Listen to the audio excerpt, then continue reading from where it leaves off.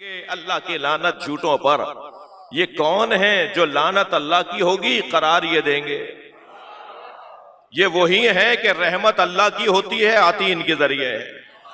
ये वही है रिज़्क़ अल्लाह का होता है, मिलता है इनके जरिए है। ये वही है जन्नत अल्लाह की होती है, देते ये है। ये वही है लानत अल्लाह की होती है, आती अहले बैत के जरिए।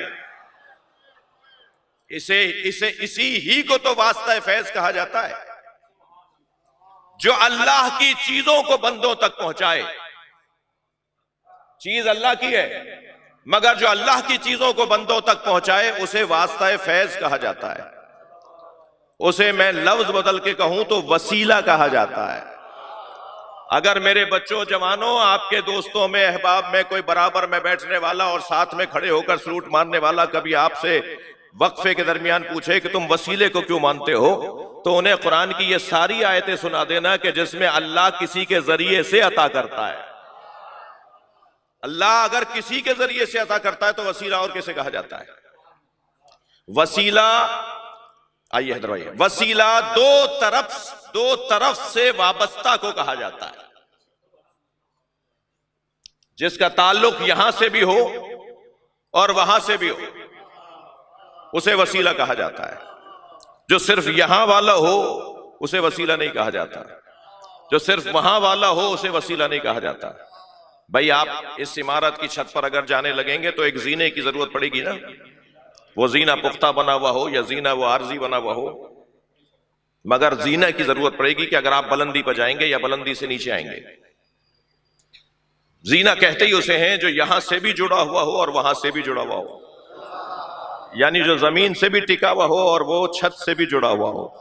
जो दो तरफों से जुड़ा हुआ हो उसे वसीला कहा जाता है। जो यहां से जुड़ा हुआ हो तो उसे बशर कहा जाए, वो वहां से जुड़ा हुआ हो तो उसे नूर कहा जाए। तो हमें एक ऐसा वजूद चाहिए जो नूर भी हो और बशर भी हो।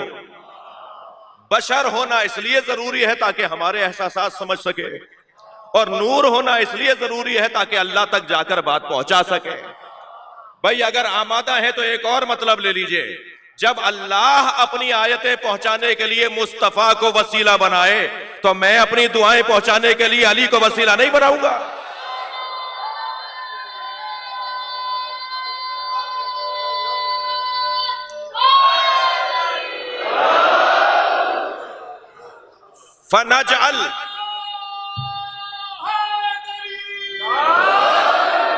फनजअल लानतल्लाहि अलल कातिबीन, फिर हम अल्लाह की लानत करार देंगे उन पर कि जो झूठे होंगे।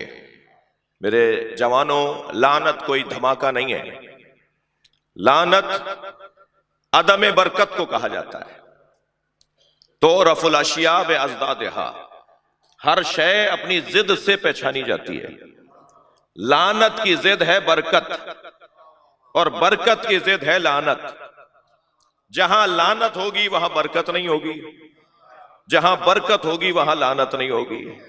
और बरकत हर एतबार से जब बरकत कहलाए, मैं और लफ्ज बेहतर करता हूं, हर जाविये से जो चीज बरकत हो, हर पहलू से जो चीज बरकत हो, हर एतबार से जो चीज बरकत हो, उसे अरबी में कौसर कहते हैं।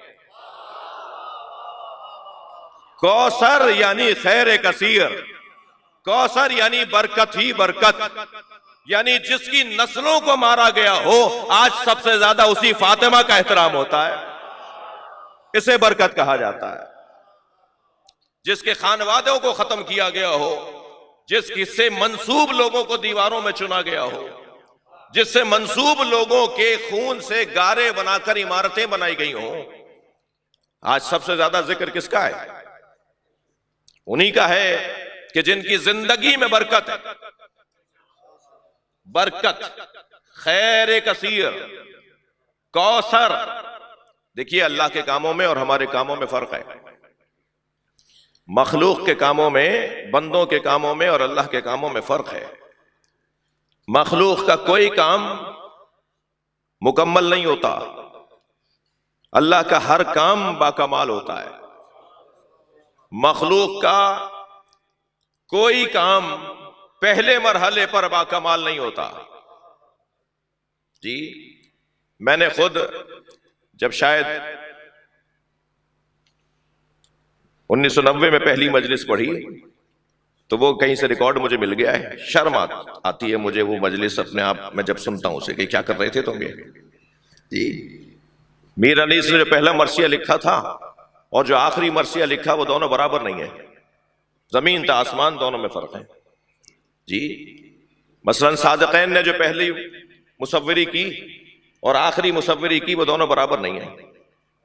फन का तकाजा यह है कि तदरीजन कमाल तक जाता है, यानी मैं और आप, अगर आप हर मैदान में चले जाइए, आप हर शोबे में चले जाइए, फन तदरीजन कमाल पर पहुंचता है जी। बंदे तदरीजन कमाल तक जाते हैं, मगर जब अल्लाह काम करता है तो पहले ही मरहले पे बाकमाल करता है। भाई तवज्जो चाहूंगा इस एक जुमले पर, जब बंदे किसी को मानते हैं तो तजर्बा करते करते बहरहाल चौथे मरहले पे बाकमाल को मान लेते हैं, और अल्लाह जब बाकमाल बनाता है तो पहले ही मोहम्मद को बाकमाल बनाता है।